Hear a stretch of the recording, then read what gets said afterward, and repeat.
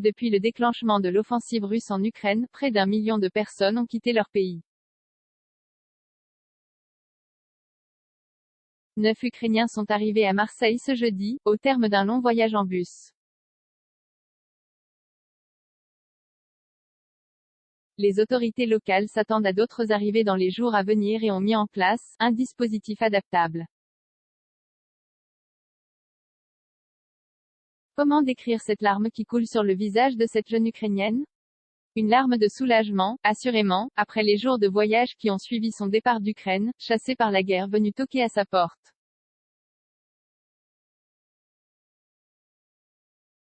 Une larme de tristesse, sans doute, pour sa vie, ses proches, ses amis, laissés derrière elle.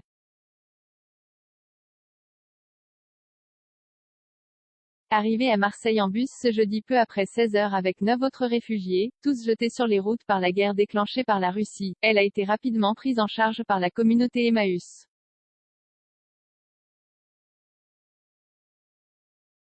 Tous ont une solution d'hébergement familial ou amical. Sa tante Victoria, qui a fui la Crimée il y a 4 ans déjà, et qui vit avec la communauté Emmaüs l'attendait, tressautant à chaque entrée de bus.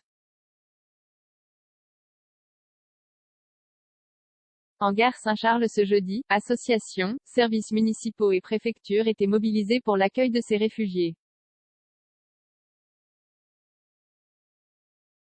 La mairie, qui organise un rassemblement pour la paix à 18 heures sur le Vieux-Port, a aménagé un gymnase pour l'hébergement d'urgence.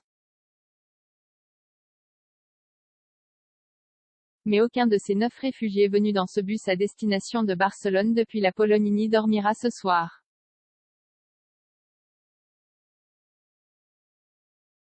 Tous ont une solution d'hébergement familial ou amical, a précisé la préfecture. Les autorités locales s'attendent à d'autres arrivées dans les jours à venir et ont mis en place un dispositif adaptable, alors que davantage de réfugiés étaient annoncés aujourd'hui et qu'1 million d'enters ont déjà quitté leur pays. Notre dossier sur la guerre en Ukraine d'évidence, ceux qui ont pu fuir aussi rapidement leur pays, disposaient de contacts et savaient où aller et se sont égrenés dans les villes desservies par ce bus rapidement reparti vers Barcelone, avec encore une vingtaine de personnes à son bord. Sur le quai de la gare routière, Maria et son amie Nadia, drapeau ukrainien sur les épaules, sont venues faire office de traductrice pour l'une et apporter son soutien pour l'autre. Pour elle, l'Ukraine est déjà une histoire presque ancienne. Nadia a quitté son pays il y a 8 ans.